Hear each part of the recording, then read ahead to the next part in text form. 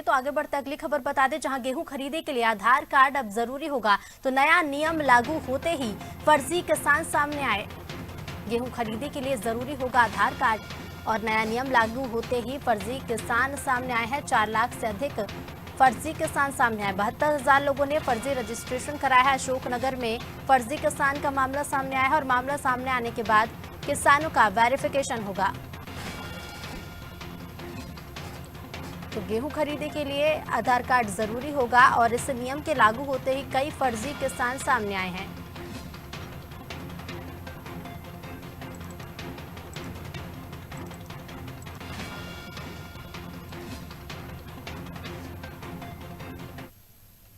और खबर पर ज्यादा जानकारी लेंगे, संवाददाता विवेक लगातार बने हुए हैं। विवेक, गेहूं खरीदी में आधार कार्ड जरूरी है और इसी को लेकर कई फर्जी मामले सामने आए हैं। अशोकनगर से भी मामला सामने आया, जिसके बाद अब वेरिफिकेशन किया जाएगा।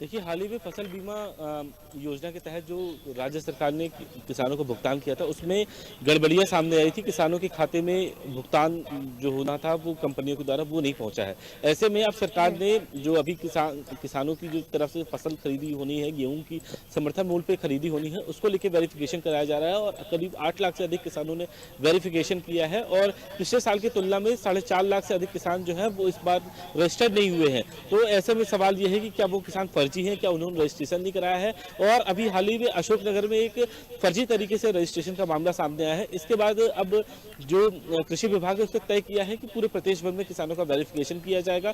करीब ऐसे 4.5 लाख किसान हैं जो आधार कार्ड के जरिए वेरिफिकेशन कराने में बाहर हो सकते हैं, क्योंकि अभी तक जो वेरिफिकेशन होता था उसमें आधार कार्ड अनिवार्य नहीं किया गया था। लेकिन अब जब किसान फसल बीमा योजना की राशि सिंगल क्लिक के माध्यम से भेजी गई तो उसमें किसानों के खाते में पैसे नहीं आए। उसमें कई तरीके की गड़बड़ियां बताई गई। आधार कार्ड अपडेट नहीं था, बैंक की तरफ से केवाईसी अपडेट नहीं थी। ऐसी कई जो तकनीकी कारण थे वो उनकी वजह से भुगतान नहीं हो पाया। तो ऐसे में एक समर्थन मूल्य के तहत राज्य सरकार गेहूं की खरीदी करने वाली है और इससे पहले सरकार वेरिफिकेशन कराना चाहती है कि यदि किसानों की खरीदी होने के बाद उनके खातों में पैसे नहीं पहुंचे तो इसकी कोई आशंका ना बने, इसलिए उन किसानों को सबसे ज़्यादा फायदा हो जो किसान हैं और जिनके आधार कार्ड है और वो ही रजिस्ट्रेशन करा सकते हैं।